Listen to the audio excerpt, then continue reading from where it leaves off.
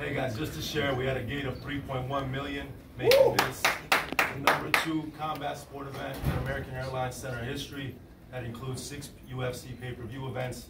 The only event to have done better than us was right after the pandemic, obviously, which was the last UFC pay-per-view here. So very proud of Jake and Nate for what they accomplished here tonight. I want to thank the American Airlines Center for their partnership. We want to thank DAZN, and we definitely want to thank Celsius as our presenting sponsor. And with that, I'll open up to questions for Jake Paul. Jake, was he tougher than what you thought? No, is this working? Hello, is it? No, I mean, it's what I expected, right? Like, that's what he's known for. I don't know how he survived the first round, but he's a dog, and I walk the dog. Jake, right, your shots were shorter tonight, your footwork was good. Later in the fight, you still had gas. What do you attribute the new look of Jake Paul to? Yeah, I'm a new fighter, and it's the new team we brought in, the new strength and conditioning. Shout out Larry Wade, shout out Third, shout out Jay Leon, Shane Mosley, everyone, the nutritionist James Lockwood, everyone's on point. So everything was new, and I worked harder this camp. They pushed me to my limits. There was times in the gym where I was sitting there like, damn, I don't even know if I could do this, but I just kept on believing in myself, and now my gas tank is crazy. I could have kept on going. I could have went 12 rounds, and we're just stepping up and up and up, and to do it after 3 years, I'm happy with myself. Jake, you landed a left hook to the temple that put him on the canvas, and then you went for the knockout, and then you kind of held back, maybe because you didn't want to like leave it all there just in case. What was the strategy there? Yeah, look, my motor was running hot, and I was punching him hard and hard and hard, and he wasn't going down. He was standing there, and so I didn't want to burn out and then let him catch a wind and come back with something. So I was being patient, being smart, and was looking for the kill. But at the end of the day, he withstood a bunch of big punches. So Jake, hey guys, Michael will let you know who's talking. Right here. Go back. Jake, what's it like fighting someone who's that erratic? He walk around the ring, take little breaks, give you funny looks, show you different things. What was it like fighting a guy who's doing things like that? Well, it was fun, and I knew he was trying to take breaks, so I would pounce on him when he was doing that. And we were talking to each other the whole fight, man. He was saying words that I can't repeat here, but I was like, man, where's all that talk now? Buck, gotcha, shut up, boom.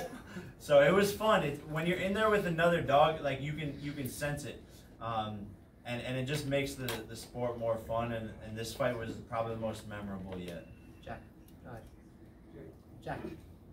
Jake, congrats on the win. Do you feel a sense like a weight has been lifted off your shoulders now? You've got back in there, you've got back to the win column. For sure, yeah. There's this like pressure off, and I know that I'm meant to be here, and I did exactly what I said I was gonna do, which is when I lost, I came back and got better and showed the world how to lose on the biggest stage and come back and then win on the biggest stage.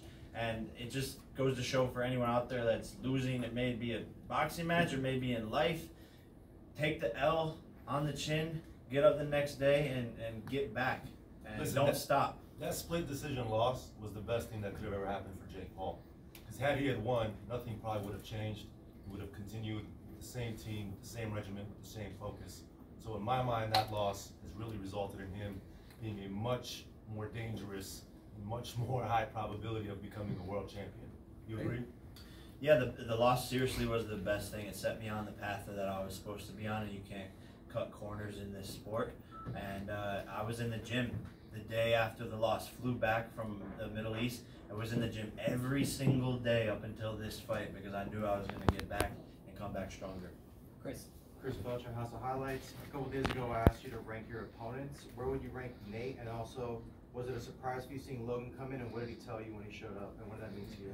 Man, it was just crazy that my brother was there. When his energy entered into the locker room, everything felt perfect, and it just felt like this was gonna be our night. And I was just having fun, and that was the missing ingredient, in my last fight. Now I'm having fun back on that side of things, and Nate was the toughest person I fought yet to date. So for sure. Thank you. Fred, go ahead.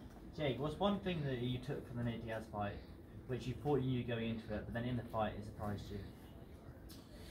One thing I took from it, I think the confidence in knowing I can go 10 rounds with non-stop power punching is really great experience, and I'm just getting more and more comfortable in the ring and learning to box, learning to slow things down and see things, vision clearer. So that experience is priceless.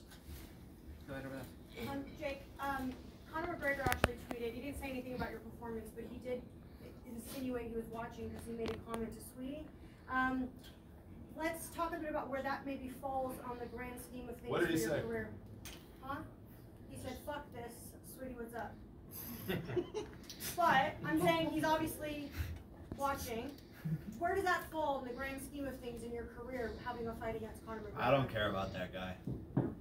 Yeah, he needs to go to rehab. I want Nate in MMA. I want more professional boxers, and I want Canelo.